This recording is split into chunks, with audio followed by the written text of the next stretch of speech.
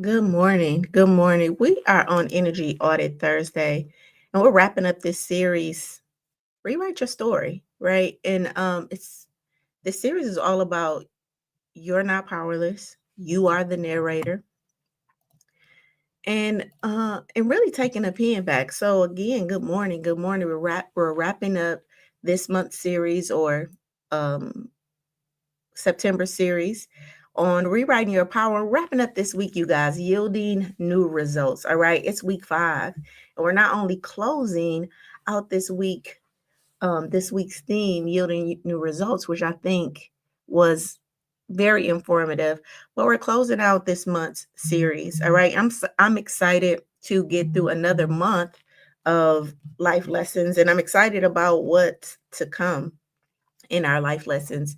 So, listen, you don't have to earn joy. Today, I'm talking about joy, all right? Celebration, right? It's something that I do feel like we may have um a lot of strong contracting beliefs around, right? Like, we have to learn how to yield new results. And people talk about, visualizing and, tapping into your emotions and things like that. And one of my goals is to, in some way, try to as an emotional strategist is to try to get you to understand how much it's important to be back in relationship with your emotion, because your emotion is the thing that pulls life to you, right? So when you are, feeling sad, you're pulling more sadness to you, right? When you're feeling joyful, you're pulling more joyfulness to you. Now there has to be a balance. So there's times where we need to pull, right, sadness to us, because again, sadness is an appetite,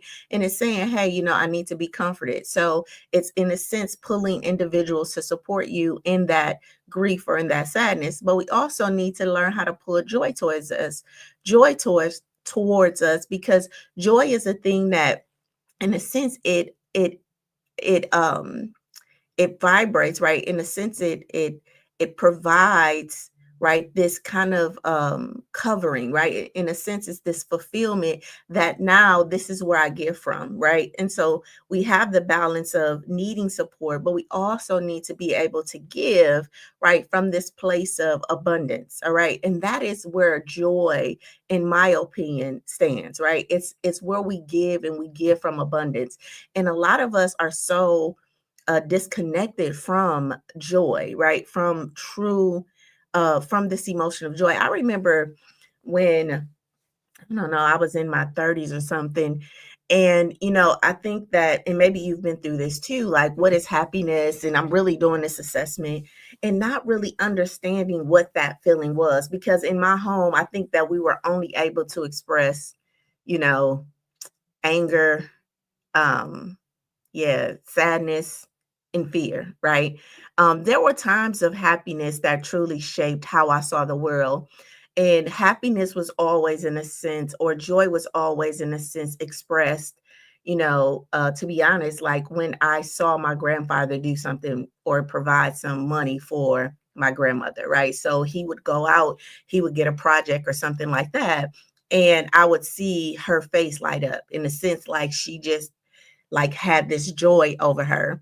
And my message from that, again, she didn't teach me this, but my interpretation of that is when you give people, money, right? In a sense, that's what makes them happy.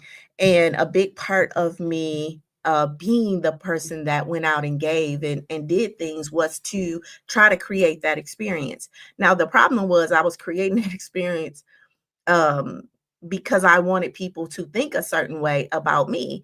And that was the kind of contracting thing, because then when I didn't get that back, of course, that there set some bitterness.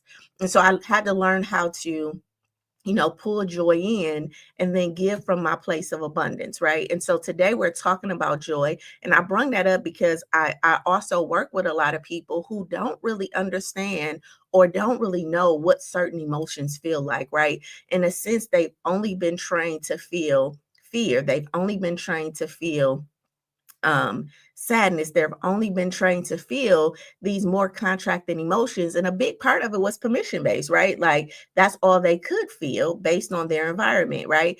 I remember I remember when we were younger, we were very much, I would say, children who laughed, and we would laugh about anything. Like I remember one time my grandfather was on my grandfather was walking through the house. And do y'all remember back in the day when though they had those phone cords, right? And the phone cords could stretch all over the house or whatever. And so we didn't put the phone cord all the way across the house, but the dining room was dark. And my grandfather was walking through the dining room and he got caught up by the cord, you know. And so me and my brother, we just laughed. And of course, we got in trouble, right? So a lot of times our laughter and the things we laughed at, we end up getting in trouble for. So it was this message that got sent to us that in a sense, laughing was not, you know, was not a good thing. But it was so funny because you just saw him get caught up in this cord. But what I guess the point I'm trying to make is that if you go back and you think about those times of joy, those times of laughter and things like that, what narrative did you get? Did you get permission to express yourself in that fullness of that emotion of happiness? Did somebody um try to dim your light, right? When it was time to celebrate you, if it was a reward or something like that. And that just trains the nervous system that, hey, this emotion is not safe. And so we practice safer emotions, right? Which is the anger, the sadness, and things like that. So today, we're going to wrap up this series. We're going to talk about joy, right? Celebrating joy. Because again, if we're trying to yield new results, then we have to put the emotion or learn how to put the emotion that is going to pull that to us a lot more with a lot more ease. So um listen, the title for today was You Don't Have to Earn Joy, right? You just have to honor it. Why? Because listen, joy is not a distraction, you guys. It is your superpower, right? Joy is truly our superpower. And once we learn how to tap into it, I think that we'll start to experience life a lot differently. So we're wrapping up our story series. And this week we've been talking about yielding results, not just speaking healing, but really living it out in integrity. All right. And today we're anchoring it with two truths. All right. So we're integrating 2 days because yesterday I did a replay in my Elevated Life group. So if you are a part of that group, make sure you go do that. And I did that replay on interactions because I think that it was a very good place to really talk about yielding new results and taking the mask off. And so for us to yield new results in our relationship, then we have to learn how to take our mask off so that we can, experience something different. So we talked about that on yesterday. And so today we're going to focus on focus and emotions. All right. So this is all about keeping your promise to yourself and really understanding that celebration is your birthright. Okay. Because showing up for your rhythm is a very sacred, it's a very and again, I use words like sacred, divine, spiritual, and things like that because I really want you to know that it's bigger than you, right? It's in a sense, it's a part of your DNA, but it's the part of you that is like the air we breathe. It's the part of you that's like the it's the life part of you, the part that you can't control, right? And so this rhythm is really very sacred. And joy isn't a bonus, you guys. It's our fuel. It's our fuel. And a lot of us, even in our journaling, which I'm going to come out with a journal um in October, but even in our journal, we have to create more journal prompts that bring balance. So it's not just about what I'm sad about or journaling like all the things that's going wrong. It's about bringing balance to like the gratitude part. So even and I think that even when I work with people, sometimes they want to be too positive, right? Like only focus on the positive. And life is about this balance. It's about saying, hey, I allow all aspects of my life to come through me and flow through me. And then when the dust settles, right, I'm going to have this joy about all of it, right? So joy is like the capstone. It's like the sadness, the grief, the pain, the happiness, the joys, the breakthroughs, all of that, I'm going to let that filter through me. And then I'm going to use joy. Joy is going to be the mindset that I take on about these experiences. Okay. To me, it's kind of like what's coming up in my spirit is, eating a good meal, right? So you have this balanced plate of, your protein, your vegetables, your starch, right? You eat that, and then there's this sense of satisfaction, right, that comes across because you're full, right? And so for me, that is kind of what joy is. It's this sense of satisfaction that comes about that's a skill that we learn how to take on about all the things that's happening into our life. So our focus is nervous system regulation because, as an emotional strategist, I work with my clients on really shifting their nervous system, right? And then honoring your capacity. And capacity is how much can we take on, right? In a sense, and the people that I work with they have high capacities. Like you are taking on a lot, okay? Like you're working maybe 12 hours, right? You have kids, you're probably taking care of your parent, right? You probably have like a lot of responsibilities that you're taking on, right? So your capacity is there, but you're burnt out from it. And so we need to shift some things around so that it's not we're trying to shrink your capacity. It's just that we're trying to adjust things. I saw this guy, he did a like one of those visual demonstrations. And in the demonstration, like he had a jar and then he had like rocks and sand and water and I think pebbles, right? And so each one of these represented something. So the rocks were like the big boulders was like the important things in life. And then the sand was like the little grainy of things. And then the pebbles was like our relationships, and then the water was represented our flow or something like that. But anyway, he's like, if you filled up your jar, right, with sand first, then you couldn't put the rocks in like the boulders because the sand will fill the jar up. But if we learn how to prioritize and really strategize and put the big boulders in first and then put the pebbles in, right, the relationships, so the important things that we need to do, and then the pebbles, the relationships that we need to address, and then we make room for the small things, right, the grains of sand. And when he did it, then those grains of sand kind of like went through and filled in the small parts, right? And then he poured the water in. But if you would have done that in any other way, then it wouldn't have fit, right? And so a lot of times we're misaligned because we're paying attention to some small things that we've made big because they're right in front of us, right? And so as an emotional strategist, it's really about moving those small things out the way, understanding what our big things are, right? What are these big things that I want to accomplish, that I want to do, that I want to build legacy on? What are the relationships that's important to me so I can make room and space for them? And then these little things that I need to address, they're important, right? But they're not as important as my goal of finishing school or starting this business you know, um forgiving myself, right? So these bigger things, and a lot of times we're just misaligned because we're so stuck in the small things, right, that we don't even have flow, we don't even have room for the flow to come in and seal everything up. All right, so I thank you for being here. My powerful question for you today is, what if the gap between where you are and who you're becoming isn't effort, right? What if that gap isn't about effort, it's the energy that you keep giving away? All right. It's the energy that you keep giving away. Listen, let's be real. You've done the journaling, you've done the prayers, you've done the fasting, you've reset, you've done the declarations. But what if the reason that you don't really feel aligned isn't because you're not disciplined, and it has nothing to do with you're not doing the work because you have the therapist, right? You're doing those things.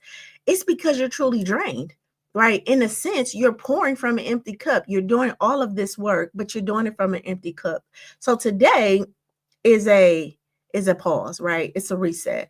Not because not just to manage your energy, but to really reclaim it. Because keeping your promise to your future self, it really means honoring the present you enough to really protect that individual's rhythm, right? And again, a big part of the stopping now method is to stop the past, get present enough in the future so we can get present enough in the now so we can create a different future, right, for ourselves. And so keeping a promise to this future you means honoring this present moment and all that comes with it, in a sense, protecting the rhythm that needs to be created so that you can what produce a different harvest, right? Produce a different harvest. Why am I having this session? Because I know I know what it's like to look powerful in public, right? But to feel tired in private, to feel guilty for slowing down, right? To call burnout your purpose, or to be doing things that you feel like is purpose driven, but you're really burnt out about it. Like, I understand that wholly, right? So this lesson is about really reclaiming joy, not as an escape, you guys, but as a strategy, right? Using joy as a strategy to really give us the congruency, give us the energy, right? And really the life that we want. So good morning, Sal. Good morning, Sal. Sal say joy comes from a place of giving from abundance. I love that. Yeah. So she said, when the dust settles, I'm going to let the when the dust settles, I'm going to let the mindset of joy take on my experiences. I don't know about y'all, she said, but I'm in the midst of that process. Although I feel like I'm taking on a lot, I'm going to shift some things around and adjust. Exactly. And that's what it's about, because and thank you, Sal, for that, because I do feel like we have the boulders, we have the pebbles, we have the sand, we have the water. Those are things of life, right? So we have the love of self, we have our interactions with others, we have our focus and our emotions. Those are the components of life that we all have to deal with. But how are we strategically aligning these things to really match our capacity? With the understanding that everybody don't have the capacity that you have, also with the understanding that you can build capacity, right? In a sense, you can build capacity, right? So what's coming up in my spirit is a lot of times, so you're pregnant, if you've ever seen a pregnant person, right, their stomach's flat, right? And you think they don't have the capacity to birth a child, not less twins, or or triplets, right? But this body is so phenomenal that it will what? It will that stomach will stretch, right? It will stretch. Why? For the need of the thing that you're birthing. All right. And if you're birthing one thing, right, a baby, right, it's going to stretch. And if you're birthing three things, right, the belly is going to stretch, right? And here's the thing, when you birth it, you go back, your stomach goes back, right down, right? But you don't really realize that your stomach even has the capacity, right, to hold three babies or one baby.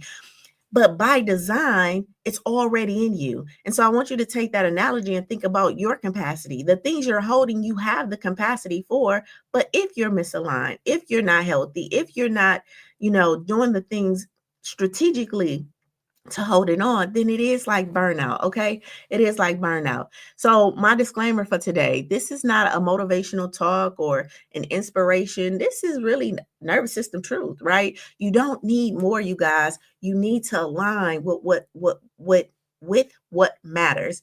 And a lot of us, and myself included, we think it's more, the bigger house, the bigger car, more money, right? And the truth of the matter is, are we really managing what we have? Right? Have we even accepted what we have, or are we do we have this insatiable appetite where and insatiable means like, no matter how much you feed that, no matter how much you do, no matter how much you you make, right? It's like it's not feeling anything, right? It's like going right down through the bottom because your satisfaction is minimal, right? So you like, I need to do more, I need to be more, I got to buy more clothes, I got to get a bigger house, I got to drive a better car, I got to make more money, I got to open up another business, right? In a sense, you become insatiable. So sometimes it's not about doing more at all. It's about aligning with what matters now, right? And then creating a plan for the more that you desire. All right. Joy is not a childish like behavior, right? Rest isn't lazy, you guys. These are truly survival disruptors, right? And a lot of us are in survival mode. And when we start to introduce rest and when we start to introduce joy, right, we move from survival, right, from survival mode to thriving. All right. So, good morning. It is Energy Audit Thursday. Let's take our deep breath, right? In four, out eight, or in four, out six, whatever you feel comfortable with. So, in four, out six, right? And just getting present. And again, that breath is just reminding the body to release more than we're taking in. Okay. Release more than what we're taking in. All right. This is your time, no pressure, just your presence on this morning. I want to welcome you back to Life Lessons. If you're new here, I'm Dr. Sheila Little, and I have been a clinical therapist for 20 years, but I now work as an emotional strategist and life and business coach. All right. I am the creator of the Stop and Now method. And again, like I said earlier, the Stop and Now method is the method that I use to take lemons, transform lemons to lemonade, right? And this lemons condition is something that I created during my doctoral degree, where it's like, hey, we lacking the energy, the motivation, the organizational skills, having the necessary supports and skill sets to really create and transform our life. All right. And stopping now is all about stopping our past, getting present in our now so that we can create a new future. All right. So let's do our body scan on this morning as I welcome you back. And I thank you for your presence, right? I do say, a lot of people say, money is your most valuable asset. And I say, no, money is not your most valuable asset. Your time is, right? And so I thank you for investing your most valuable asset with me on this morning. I thank you for that. Good morning, big little brother. So we are talking about kindness on this week. So let's imagine, right? The sun is pouring down, whatever you want. Like, it could be a picture, it could be the sun, right? It could be God's hand over your life and just kind of pouring down into you, whatever that is. We're going to fill ourselves up with kindness on today. All right. Um, if you need compassion, if you need love, forgiveness, all right, you can fill yourself up with that. But just being kind, I think that we want kindness from other people. And but the first person we got to give kindness to is to ourselves, okay? And so as we pour down, like you would pour into a glass, we fill it at our feet first, right? And then we go up our legs. So this sunlight, this golden warmth of kindness is poured into us up our legs, right? Up our calves, up our thighs, right? Just touching every element of our bodies and just being kind to every part of us. No matter how you was yesterday, no matter what happened yesterday, bringing kindness, no matter what happened this morning, right? Just resetting with some kindness in this moment, right? Up our torso, right? Just bringing kindness to our stomachs, right? Sometimes we don't eat all the foods that we're supposed to eat or hydrate the way we're supposed to. And so just bringing some kindness, to our organs, all right, to our nervous system, up our spine, right? Being kind to it, not judging it, not asking judgmental questions, but in this moment, just being kind to it. All right. Our heart, again, just filling our heart with some kindness. I know a lot of us have some heavy hearts, right? We have a shutdown going on, a lot just going on in the world. And that can be very disruptive, right, to our nervous system and send us into, fight or fight mode and have us very concerned and have heavy hearts. So we're not trying to remove the heavy heart, right? What we want to do is comfort it, just comfort it for now, so allowing kindness to just fill our hearts, and then as it's filling up past our hearts, right up our shoulders, is falling down into our hands. So the tip of our fingers, right? Just filling our hands, just our hands are full of kindness, right? So everything we touch, everything we create is with this energy of kindness. All right. Up our arms, right? Our arms do a lot of work for us. They write, they lift, right? They do so much. They carry the stuff for us, right? So being kind to our arms on today, up our shoulders, back up our necks, and our face, right? Just being kind to our face, our lips, our nose, our eyes. I know that a lot of times we can look at our face and we can wish, like, oh, I wish my nose was different. I wish my skin was different. I wish this, I wish that, I wish I had these lips or whatever. And we're not judging that. It's just being kind to our face today in this moment, you know, and accepting it, right? And accepting it with some resistance, if that's what you have, that's okay. But just being kind about it, right? Softening our ears so that we can hear this life lesson from a place of reception, right? And then the top of our head is our brain, right? Just being kind to our brain. And in a sense, just thanking this body, right? Thanking our face and our shoulders and our arms and our legs and our organs, these 750 billion cells for working on our behalf and working for our good at all times, right? No matter what we're going through right now, you have a vessel that's working for you, all right? And being kind to that. And then, like we would pour over a glass, just allowing, right, that kindness to pour over us, right? Kind of in a sense like our energy field, right? And just communicating kindness to the thing around us, okay? Or to our skin if that's what you want to do, and let it just pour down our skin, right? Like some nice chocolate. Yeah, I like chocolate. Okay. All right. Take a deep breath in and just let your 750 billion cells know that you love them today, that you forgive them, or if you need to ask for forgiveness on this morning. All right. So today we're wrapping up the series, um, rewriting your story, right? Picking up the pencil and having the power to write your story one sentence at a time, you guys. And we're wrapping up this week, yielding new results. And I think it's so important that we understand how to yield new results, right? A lot of us are stuck in language about our old results, and we talk about that over and over and over again, what we don't want, what we don't want, what we don't want. Well, there's some activity that needs to happen so that you can yield something different. All right. And that's what this whole week was about. And the activity that we're talking about today is joy. All right. Something that could be very foreign to us, to some of us, right?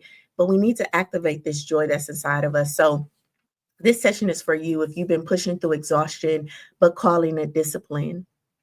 If you've been showing up for everyone else, but neglecting, right, your own joy. And if you're tired of really earning your rest. Good morning, Coach Lou. How you doing this morning? I love what you're doing with your series. I tuned in last night. It was very good, very, very much a mindful moment. Again, Coach Lou works with the eldest daughters and caregivers. All right. And she's doing a 3-day series. And it's all about embodiment, right? Your emotions and getting present enough for a event that she's having this weekend. So if you guys want to get in contact with Coach Lou and get, some more mindfulness work, because she does a lot of mindfulness, feminine energy work, make sure you contact her.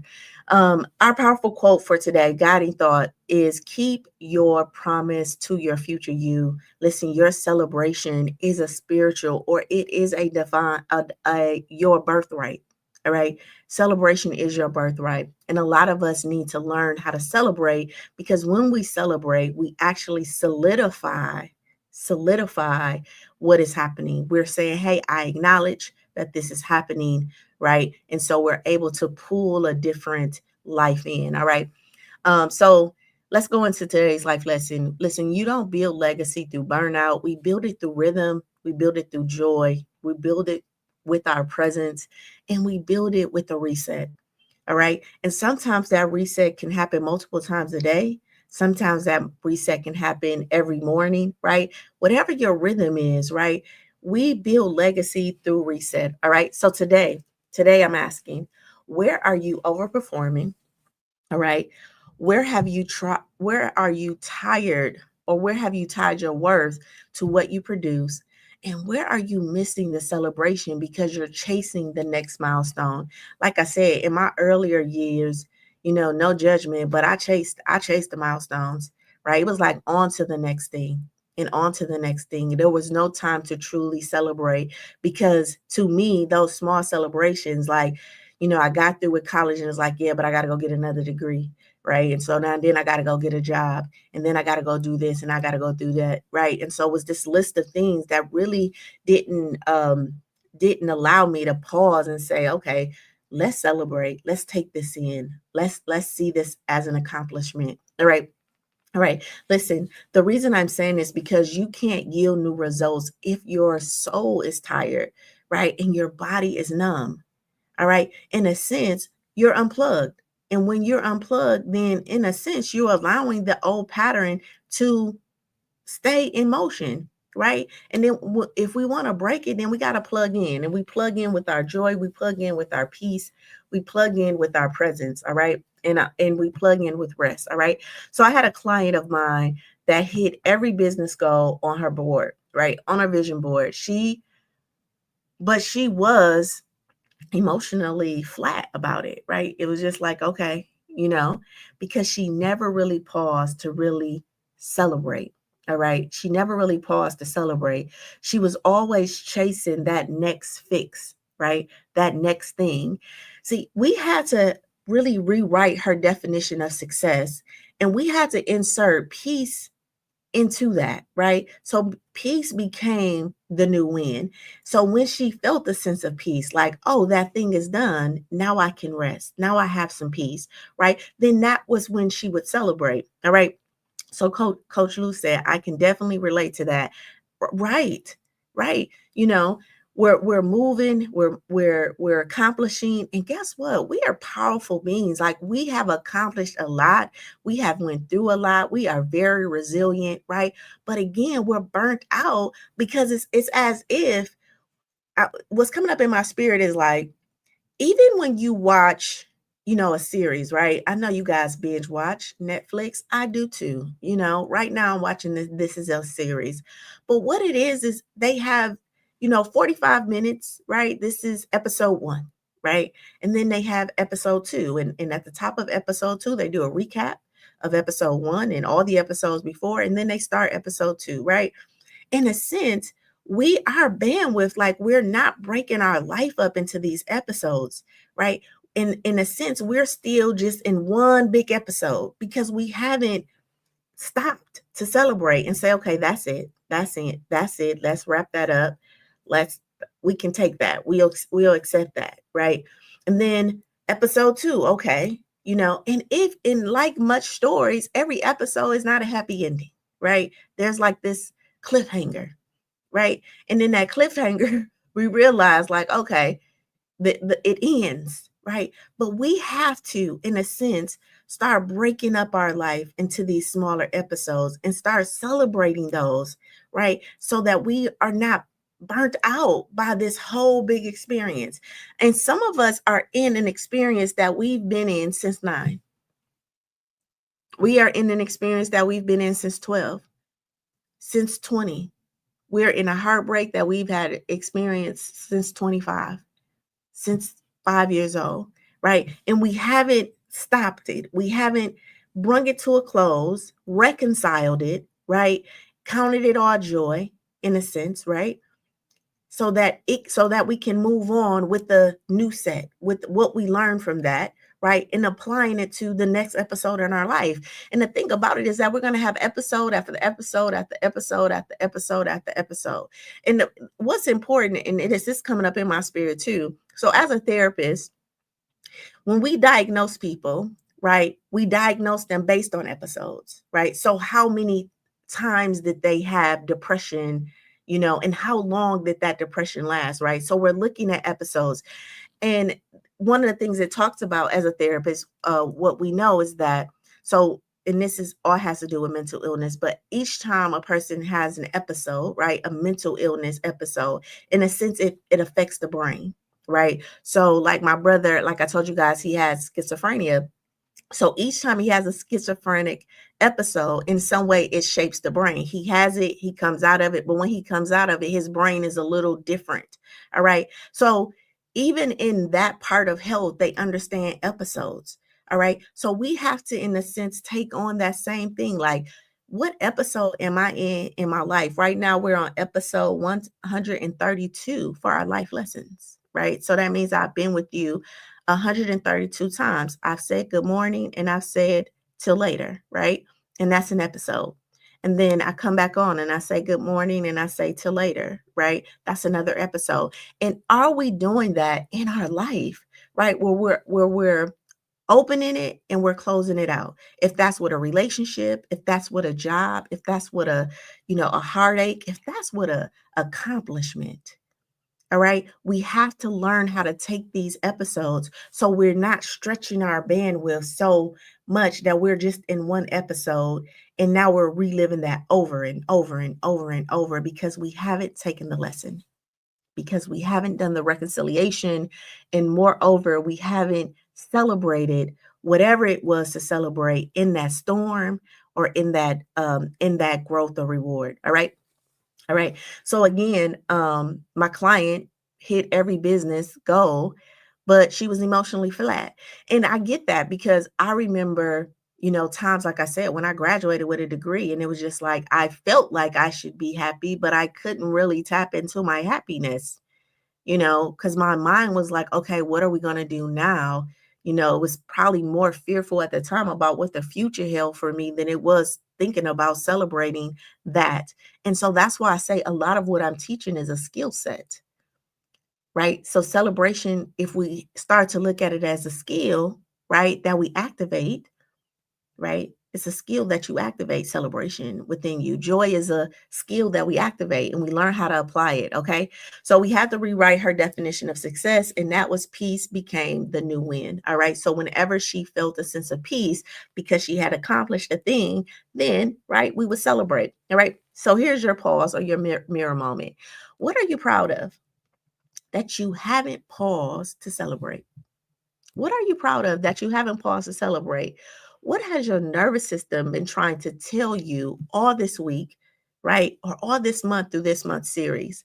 What promise have you made for the future you that your habits have forgotten? Right? That your habits have forgotten. Listen, your journal prompt today for this section is if I honored the version of me that was becoming, I would what? A big part of me shaping my habits and really moving towards different habits was because the future me, right? So I'm thinking about the 55-year-old Sheila. I'm 46, the 50-year-old me, and the 55-year-old me, and the 60-year-old me. Like, what experiences do I want to create for what do I want her to be, right? As a grandmother, as a business owner, as a trailblazer, right? What do I want her experience to be? And what habits do I need to create right now to ensure that individual is experiencing that with ease? Now, I'm saying with ease because I'm sure that my future me will have the ups and downs, the ebbs and flows of life. But what am I doing today so that she can experience her life with ease? Now, I can tell you my 20-year-old me was not thinking about that with my 30-year-old. So it was like my 30-year-old me was definitely trying to figure it out, right? And I know that my family wasn't thinking about my 20-year-old me or my 30-year-old me or even to today, right? My family is not thinking, okay, Sheila has a business, um, and that business has to basically take care of her for the rest of her life. So, let her build, right? They thinking about their now survival mode. And I understand that because I too was in survival mode, only thought about my now, right? What can I do right now? What do I need right now? How can I purchase this right now? How can I get this right now? And in my 30s, the late 30s, I think I started to take on this, okay, we got to stop just thinking about now. And at first it came up in fear. And I had this dreadful story of like, I've wasted my time, like I haven't saved the way I should, like I'm never going to be wealthy, right? It just flooded in on me, right? Like this, in a sense, like I had wasted all this time, you know, and there was some shift that happened, like, no, you didn't waste time. But today we got to start thinking about what you want your 46-year-old experience and what do you want your 50-year-old experience. And that was an idea in my 30s.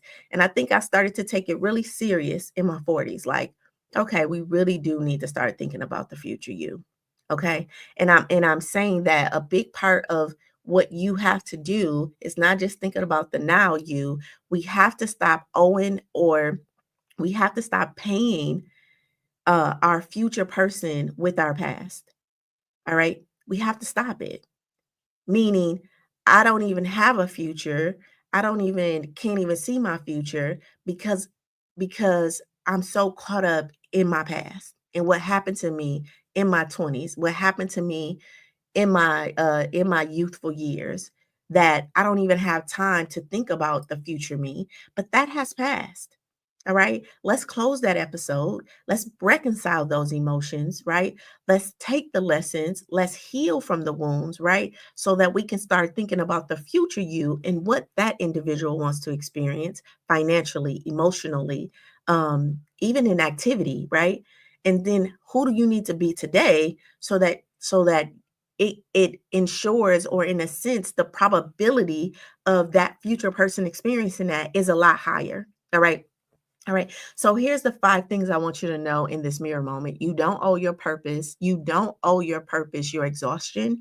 All right. Listen, you've been taught that calling requires burnout, meaning because you feel like you was called to do this thing, then it's taking every morsel of energy from you. All right. Listen, that being anointed means being available to everyone but yourself. All right. Listen, you don't, let me say that again.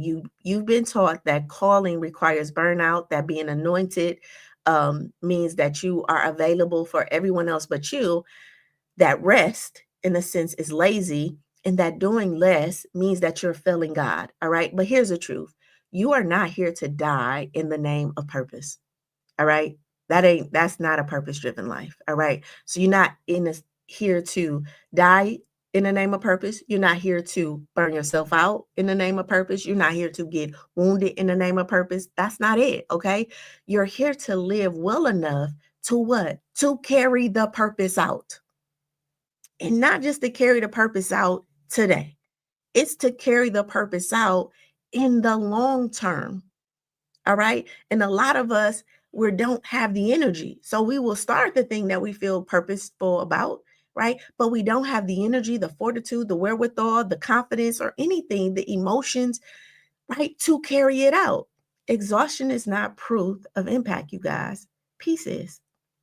And again, peace, in my opinion, is fulfillment, is completion. I've done that thing. All right. And I'm all right with it, you know? So it is.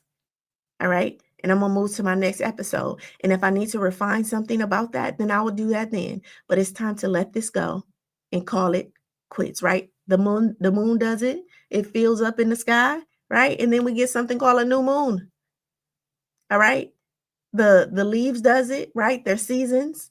Okay, these leaves only gonna last 3 to 6 months and they gone for new leaves to bud. All right. So this is nature showing us that we have to shed old and come back anew. All right. Number 2, celebration is emotional nourishment, not ego. I know that we've been taught that celebration is ego, but it's not. It is emotional nourishment. You've learned to skip the wins and to chase the next milestone. We all have, right? But you don't want, because you don't want to seem cocky, all right? Or you don't want to shine your light so other people feel a way about the thing that you work so hard for. All right, listen, again, you've learned to skip the wins. You've chased the next milestone because you don't want to seem cocky. You call it humility, and it's actually emotional survival or false humility. Okay, celebration isn't vanity. It's like vitamin C to your nervous system. All right, when you celebrate, you're saying, "I see me. I am proud of me, and I'm allowed to feel good right here today." All right. You're not inflating the ego, you guys. You are feeding your identity.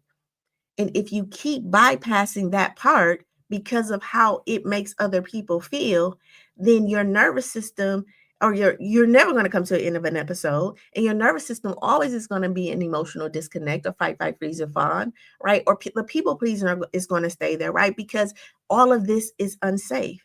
But when we feed our nervous system celebration, right, it's feeding our identity. All right. And your identity is something that you nurture. All right. It's you nurture it like you nurture any other thing. We have to drink water to stay hydrated. We have to eat food to stay nourished, right? So we need to feed our identity with this joy, right? With this acknowledgement that I see you. All right. And when we start to do that for ourselves, then other people will start to do it. Okay. Other people will start to do it. Number 3, joy helps your nervous system reset and recalibrate. Listen, when you've been in survival mode for years, joy can feel dangerous. All right. It can feel scary. Your brain might say, this won't last. Don't get too excited. Right. We're looking for the other shoe to drop. Right. What if they judge me? What if they think I'm feeling myself? Right. But here's the truth, joy is medication. All right. And it's the medication that all too often a lot of us have not allowed ourselves to take. All right. It's the pattern. It's a pattern interrupter for the trauma loop. When you find yourself in trauma and you start to take this medicine of joy, right, it will slowly start to disrupt, right, the trauma loop. It's a signal to your nervous system, and that medication is a system to your nervous system. Now we are safe here and we can soften up now. All right. You don't need just another strategy, you guys. You need to celebrate to recalibrate. All right. And I know a lot of you may be feeling like, well, I have nothing to celebrate. Listen, you living right now. You got breath that can be celebrated. You got an idea, you can communicate, that can be celebrated, right? Again, because I think that we think celebration in itself is this big thing, which is why when we have these accomplishments, it's never good enough because in our mind, celebration is the big, great thing. And truly, a celebration is an acknowledgement. I'm acknowledging you. I see you, right? I see you with smile. I see you with a sense of ease. I see you with compassion. I see you with love. I see you in your fullness, right? And that is worthy of celebration. So if you breathe in right now, you are worth being celebrated, and that is worth being celebrated. All right. Number 4, every time you pause to honor progress, your brain registers that as safety. So your brain doesn't just track what you achieve, you guys, it tracks what you acknowledge. And guess what? So many of us are acknowledging the things that we don't want, which is keeping a database and which is telling our nervous system to stay like it is. But we have to start acknowledging the breath. We have to start acknowledging our presence in this moment. Despite any pain we may feel in our body, any doubt we may feel, we have to start celebrating, I'm here. Now that reminds me, because I'm going to tell y'all the movie that played 11 times in my house this week, The Color Purple. I mean, that movie was on every day, like 5 times a day. My grandma and my mom and them just watched it over and over and over again. But if you remember Whoopi Goldberg, when they was coming out the house and she said, I'm here, right? I may be broke. She said, I may be ugly. I may be broke down, but I'm here, right? And from that moment, all the stuff that she had went through with Mr., right? Her life, in a sense, transformed because she closed the episode with Mr. to walk into the episode of, what was her name on Color Purple? Yeah, her, right? And in a sense, that was the shift. And she acknowledged, I may be ugly, I may be this, but I'm here. So we need to celebrate to make sure and acknowledge the here part of us, right? And all the things that we've went through. Acknowledge it. And then the acknowledgement that you are here. All right. Listen, when you pause and say, I did that. I did that. And we have a good way of saying that, right? I did that. When you exhale and say, this feels good, right? When your brain said, oh, we're okay now. Guess what? That moment is stillness. That moment of stillness becomes the new neutral standard when we repeat it over and over and over again. What tends to happen though is we'll have the good feeling and then fear will come up because our relationship with fear, right? Or what we've trained our body to do is like, oh, is it going to last? Is this going to last? We start to allow imposter syndrome to come in, but we have to stay in the joy at least long enough for it to make an imprint, or at least consistent enough for our body to say, it's okay to celebrate me. It's okay to celebrate me. All right. So again, this moment of stillness becomes your new neutral standard. So don't skip the pause, you guys. It's not just a reflection, it's reprogramming. So don't skip the pause and the acknowledgement of the things that you have done. If it's washing the dishes, if it's folding the clothes, acknowledge it and celebrate it, especially if that's something you've been working on. And last but not least, in this section, the future you isn't waiting for perfection. All right. It's waiting for permission to feel peace. Listen, this next version of you or this next level version of you, listen, it's not impressed by perfection. It won't be. It's not going to be impressed by your how many checks you have on your to-do list. It's not even going to be impressed by you looking like you're a good hustler or you looking like a hustle. Listen, it's watching you and it's watching for how you treat yourself. All right. This next season of your life is like the witness in you is watching yourself and how you treat yourself when today. All right. So wondering if you're finally it's wondering if you're finally ready to feel safe, to celebrate, and to really slow down. Listen, you don't reach the performance or that performance by you don't reach that by performing harder. You meet it by really practicing peace right now and learning to practice peace right now. And again, it's a skill set. So we learn it. All right. All right. So here's the wrap up for this. Every one of these truths is a nervous system upgrade. Listen, um, is a nervous system upgrade.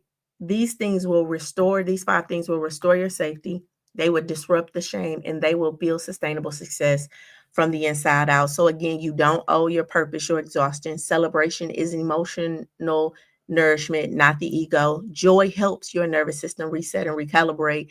Every time you pause to honor progress, your brain registers safety, and the future you isn't waiting for perfection, it's waiting for permission to feel what peace. All right. So here's some insight I want to share. Joy isn't a distraction, you guys, it's data. And we know that we're data driven individuals. All right. And that data is telling you where life is aligning. So without joy, you won't have enough energy for the long haul. Without celebration, healing feels like punishment. Right. And we all have seen people who talk about this celebration or this this healing journey being such a rocky road or this dark seat of the soul or all of this stuff. Listen, without celebration, healing will feel like punishment. You wasn't created to produce endlessly, you guys. You were created to feel, to live, and to what? And to be you because everybody else is taken. So I had a testimony after working with one of my clients, and they said, when I started to celebrate the small wins, I stopped chasing validation. Right? It's like you start to fill your own bank account up and you stop trying to borrow it from other people because you have it.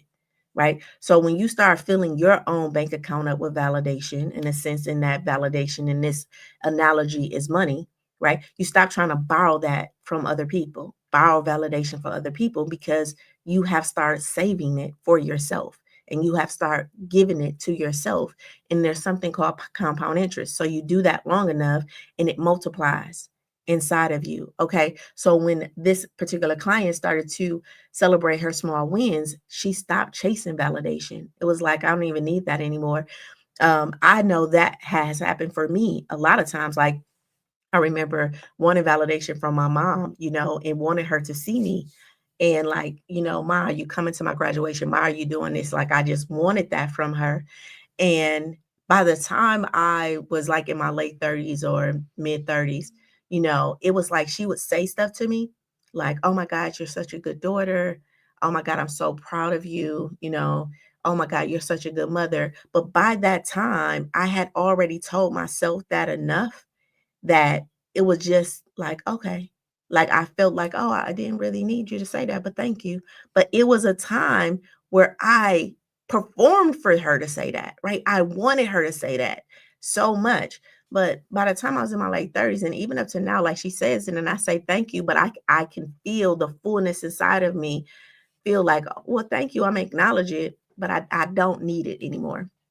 All right. Research supports this because studies show that gratitude and joy increases dopamine levels and reduces the stress chemicals, leading to better focus and stronger resilience. All right. Listen, this is what you want, isn't it? To feel good while growing. All right. To feel good while growing. So let's go to our life framework. Today, we're talking about focus and energy and emotions. It's a combined show today.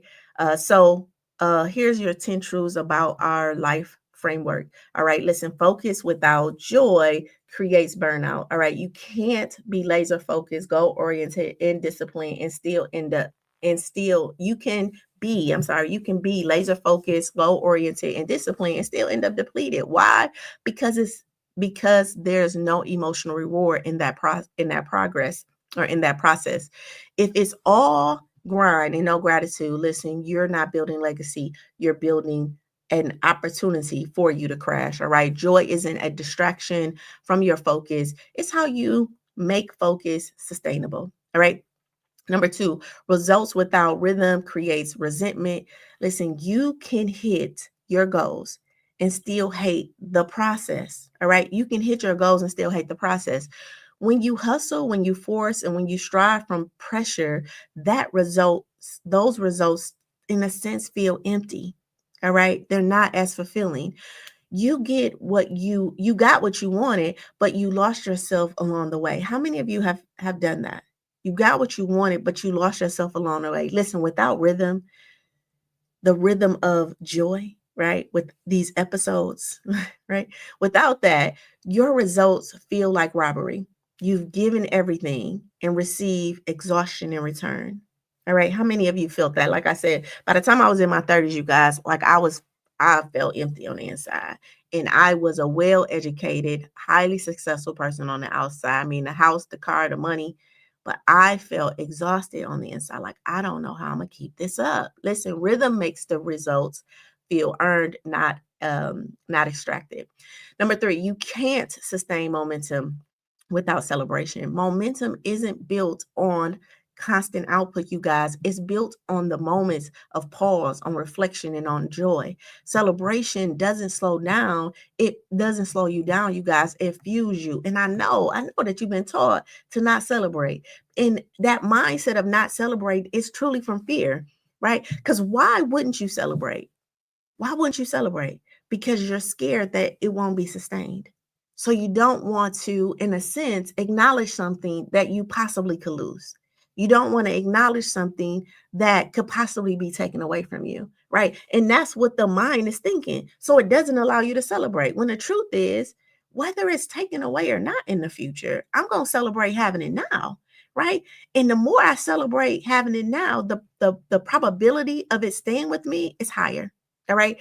Every time you celebrate, you give your nervous system a cue. We're doing, and that cue is we're doing okay. Let's keep on going. All right. Celebration is a strategy. It's not an option, you guys. It's a strategy. It's not an option. And it's required for sustainability, for longevity, and for your success. All right. And for your success. Number four, joy is a nervous system signal that you are safe. Okay, it's a nervous system signal that you are safe. So when your body finally lets you feel joy, that's your parasympathetic system saying we're no longer in survival. Okay, joy isn't proof that joy isn't proof that you're done healing. It's just proof that your healing is working. All right. So joy is not the end of the road. And joy is not saying, hey, I'm all healed. But what joy is acknowledging is that the work that I've done is working. It's working on me now. And it's working through me. Okay. All right. So joy equals I'm safe enough to what? To feel. All right. Number five, overfunctioning is often a trauma response, not a strength. Being the most responsible, the most capable, and the most put together one, right? That's not always a flex. All right. Sometimes it's the unprocessed, hypervigilant you. All right. It's the unprocessed, unhealed you. All right. So you've learned to overdo because it felt safer than being seen. Your body said, if I keep performing, they won't abandon me. If I keep showing up this way and I keep giving and I keep, exhausting myself, then they'll think that I love them and they won't abandon me. Okay, listen, now we get to choose softness over survival, alignment over achievement. Okay, and really start to build a new relationship with the things that we do. I always say that it's not so much the serving and the helping that's the problem. It's the intention of help. All right, because just say my aunt's a cook. My aunt loves to cook. All right. Um, but when she's made to cook, right? Like it's a duty for her. It's a different energy versus when she in the kitchen and she's cooking freely. right? Same cooking, same stove, same meal, but it's in the energy and that is done. And when we start to do stuff for people, I do feel like the things that you are doing for the people that's around you are things that you want to do. All right. You want to help. You want to be a part of the solution. That's not the problem. It's what is communicating back, right? When I do this, they'll think that. It's the baiting that's behind it. And then when nobody bites you, nobody bites the hook, nobody gives you that back, nobody acknowledges it. Now you're bitter. The thing is that do it without the hook, right? Do it and be joyful in it, right? And that is a learned behavior, right? And that's why we gotta move these parts and do some strategy work and really unpack, and unpack everything and to repack it. What's coming up in my spirit is like, I don't know if you guys ever packed a luggage, right? And it's a certain way that you can pack luggage, right? So you can put your pants in there, you can put, 5 pants, 10 pair of pants, 2 shirts, or whatever. And the luggage is just like built, So if you put it in there, you ball it up and put it in there, it might not all fit, right? You can't even put your shoes or nothing in there. But if you take those clothes out that luggage and you roll the pants up tight and you roll the shirts up and you put them in there in order, you can get 10 pair of pants, 10 shirts, 2 pair of shoes, all your stuff. Why? Because everything has a place and it's an intention in how you're packing this bag, right? You're not just throwing it in there. And because life has been thrown to us, it can be all gobbled up like it doesn't fit. And we need to unpack it and then place things where they're supposed to go, close out chapters in our life so that we can call back our energy for today so that we're able to move forward with a different lens. All right. Number 7, exhaustion isn't spiritual, it's a warning sign. So God doesn't need you to collapse to prove that you are called or that he called you. Okay. Exhaustion is not a badge of honor. It's a red flag, you guys. And just because you keep going, it doesn't mean that you're supposed to. All right. Your nervous system was designed for what? For rhythm. All right. Not running on empty. All right. It was designed for rhythm and not running on empty. Number 8, rhythm living supports emotional regulation. All right. So when your days, thoughts, and energy have rhythm, not chaos, okay, your emotions have space to breathe. Consistency teaches the nervous system to stop bracing. So rhythm is more healing than reset alone. All right. And why? Because rhythm restores trust. All right. Like the brain is looking for consistency, and the only consistency that it may have now is your letdowns, is the things that you've acknowledged, which is your letdowns, your breakups, and your heartaches. All right. And so the brain is looking, or the nervous system is looking for that rhythm. And so it's giving you that rhythm back. And we got to change that rhythm to show it joyfulness, completion, acknowledgement, right? I see you, right? We have to interrupt this old loop with a new pattern and a new loop. All right. Number 9, you are allowed to celebrate before you get to the end of the finish line. You are allowed to celebrate before you get to the end of the finish line. Listen, you don't need a full breakthrough to celebrate the boldness of your first step. Sometimes I'm like, listen, you did it. Let's just celebrate that. You stepped out. Let's just celebrate that. Right? You made the call. You joined the program. Let's just celebrate that. You showed up. Let's celebrate that. You're having a conversation. Let's celebrate that. You're watching a life lesson. Let's celebrate that. All right. So we don't have to wait till the end till everything is healed and everything is put away and everything is cleaned and perfect and tidy to celebrate. All right. Listen, you don't need a perfect week to pause and say, I'm proud of me today. All right. Waiting to celebrate is often self-sabotage or self-abandonment dressed in humility. All right. Celebrating the becoming is just as important, all right, as celebrating the outcome. All right. So we have to learn how to celebrate the becoming and not just our outcomes. And last but not least, peace is evidence of integrity, not laziness. We've been conditioned to feel guilty about rest, to prove our worth through exhaustion. But here's the truth. Peace means that your nervous system believes you. Peace means that your actions align with your identity. And peace means that you're no longer chasing your Habiting. Okay. You're inhabiting. All right. That's not lazy. That's leadership. And like I said, even yesterday, like I said, I had my family up. I took them to the airport. They had been here a week. I needed to rest on yesterday. I knew I needed this. I know that I was supposed to come on for this life lesson, but it was like, I need to rest. Right. So drop my son off, dropped them off at the airport, came and did the replay, which I felt like was a great lesson for yesterday, and I got my rest yesterday, right? So that I can show up fully today and for the remainder of the week for myself and for the individuals that I feel like I was called to serve. So let's go into our biblical wisdom. All right, so our principal verse is Nehemiah 8 and 10. The joy of the Lord is your strength. Listen, this is not poetic fluff. This is divine strategy. Joy isn't just a feeling to visit on good days, you guys. It's not just a feeling that we visit on good days. It's a spiritual power source that carries us through every season of our life. All right, God isn't saying be happy and pretend nothing is wrong. That is not what God is saying. He's saying tap into joy as your stability, right? And use it as fuel to really move you, to really soothe you, to really motivate you. All right. So this verse was speaking in the middle. This verse was spoken in the middle of grief, not in celebration, not celebration. So this verse was spoken in the middle of grief, not celebration. The people just had realized how far they had fallen short. And the leader said, do not mourn, eat, rejoice, and strengthen yourself in joy. Why? Because joy was their way forward. All right. Joy was their way forward. All right. Um, we're and here's what I want to say. We're not talking about in this verse, we're not talking about performance. We're talking about praise through it. We're not talking about performative praise through it joy that really ignores the pain. All right. We're talking about the God that dwells within you, the one that says, in your celebration, your nervous system finds release. In your joy, your cells remember safety. In your delight, your identity finds grounding. All right.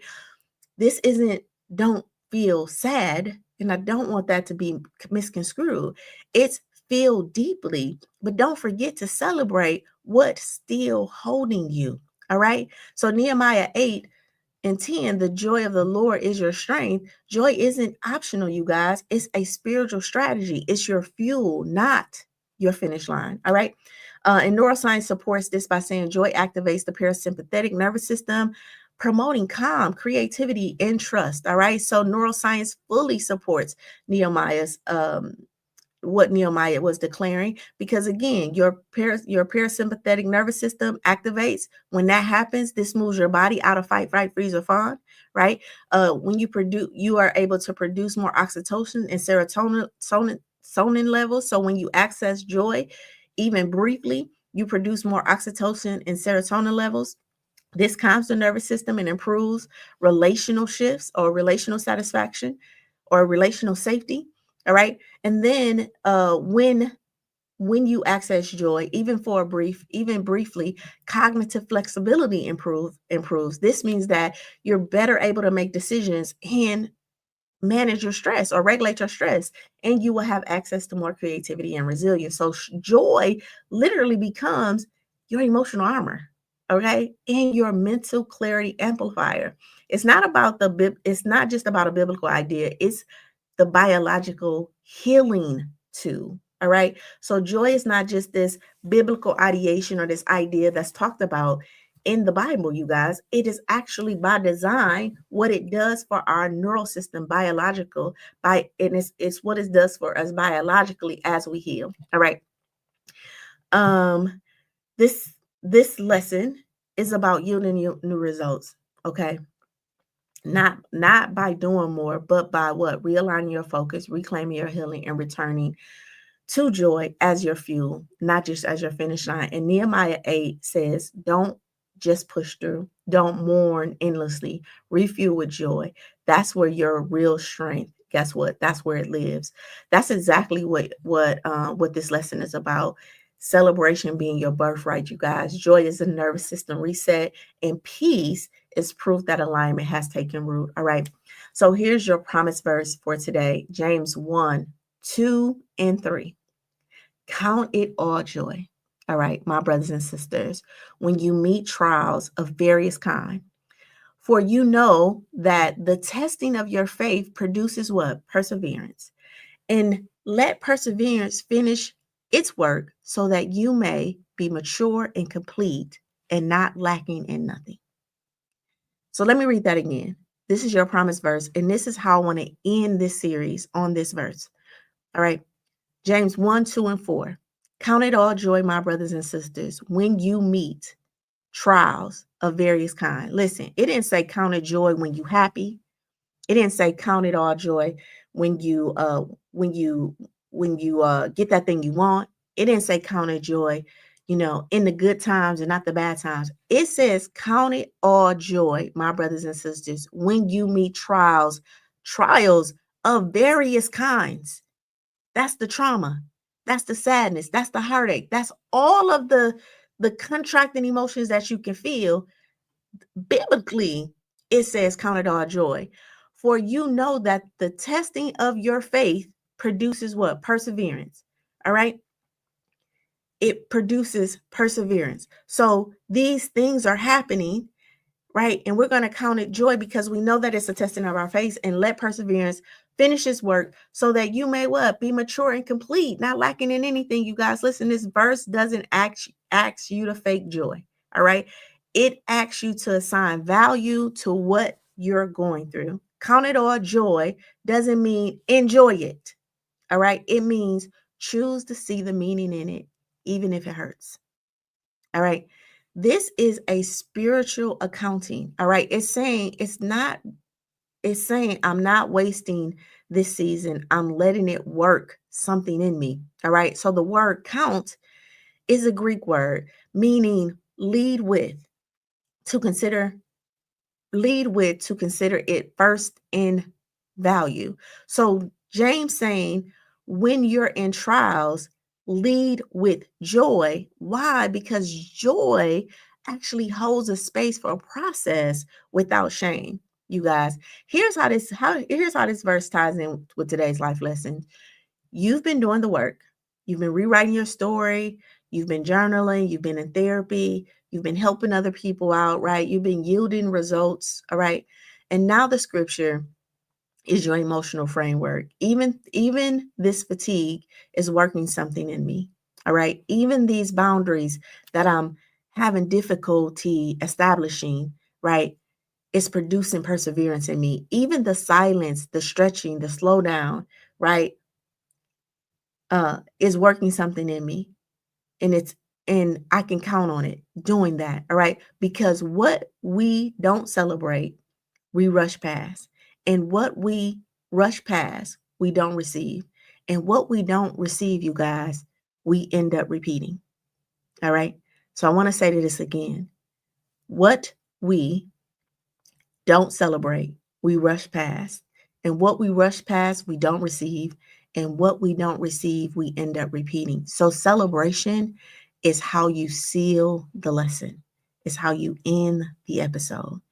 And we have to learn how to count it all joy so we can end a lot of the episodes and do a lot of reconciling in our life, right? So that we can, again, call back our energy, get that lesson so that we're able to move forward. So celebration, again, is how we seal the lesson. And that's what James was really getting at, or one of the things that James was getting at in that scripture. All right. So here's where science meets where scripture meets science. All right. When you reframe adversity through the lens of growth, and growth in this case meaning joy, meaningful process, your brain releases dopamine, all right, and endorphin, all right, not just cortisol, because we know cortisol is a stress hormone. This helps to regulate stress responses and build resilience. All right. It teaches your nervous system we're not in danger, we're in development. So when you count it all joy, your body learns to stop stay open instead of shutting down, even under pressure, you guys. And that's what we want to teach the body to do, to be receptive to all things so it can move through us. And the more we practice that, the faster it'll move through us. All right. So I got to ask you, what situation have you been surviving?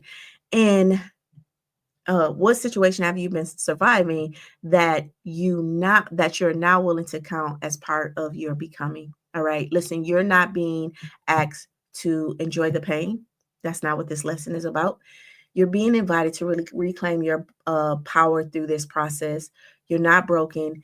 You're being made whole through your practice, through your presence, and through your perseverance. So my next question is, where do you need to return to joy? So where do you need to turn to joy? Not as an escape, but as a reminder that you're safe, to receive what you pray for. And my last question is, where are you still trying to perform for strength, and where God has offered you joy as fuel instead? All right. That was a good lesson.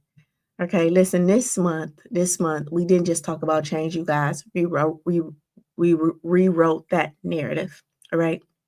We were able to find ways to rewrite that narrative, from seeing the patterns that held us hostage on the first week, to transforming our perspective, to owning our truth, to rewriting our script, and finally yielding new results.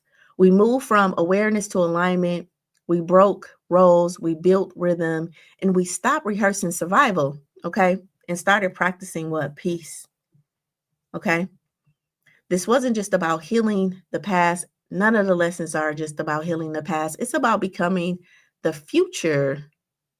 It's about creating a future that we've been praying for. And that future that we've been praying for, it happens in our bodies, it happens in our behaviors, and it happens in our boundaries. And the results, guess what?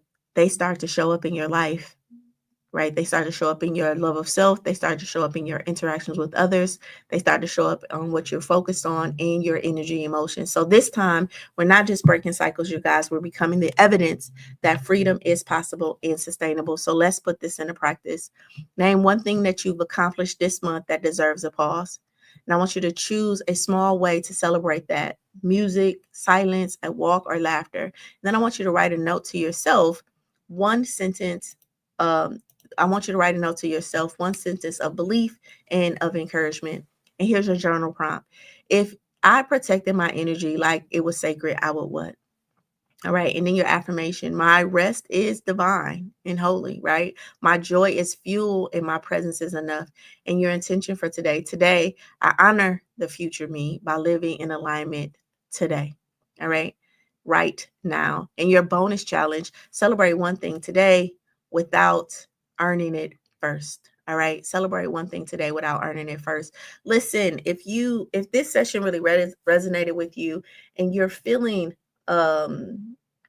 if this session resonated with you and you're walking away with some insight, drop a fire in the chat and let's celebrate our growth together.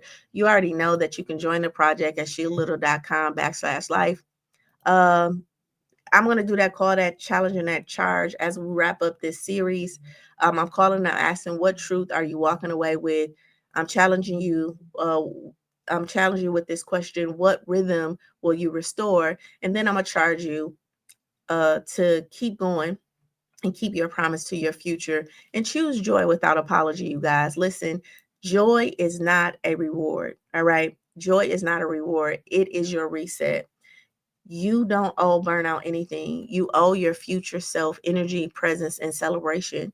So, I believe that Sal is going to be talking to you guys over the weekend to wrap up this series. Next week, we're going to start off a new series, and that series is going to take us through October. It's going to take us through the month of October and November, and then I take off in December again. But I'm excited about this next series, and it's called The Weight We Carry. And I really want to open it up. So I'm not just going to just be doing it in the Elevating Life group. I'm going to be opening it up to all of my communities, because I think it's important for us to talk about the way we carry. We're going into our last quarter of the year, and I think that this series is going to really hit home. I do have journals for you guys if you want to download those. So we have a whole program that we're going to roll out at the end for our last quarter of the year, October, November. moving into December. And yeah, so as I leave, I want you to know that you didn't just rewrite your script this month. You didn't just get help rewriting your script this month. You had the awareness and the ability to rewrite your rhythm. All right. So now let joy be the sound your nervous system will remember. Okay. We'll remember. Again, I thank you guys for being with me on today and investing your most valuable asset, which is your time. Remember, if you can shape it in your mind, you can have it in your life. I'm so excited to start our series next month or next week. The weight we carry, you guys, the way we carry. We're going to talk about that. I love you. I love you. I love you. And I will see you Monday for that life lesson.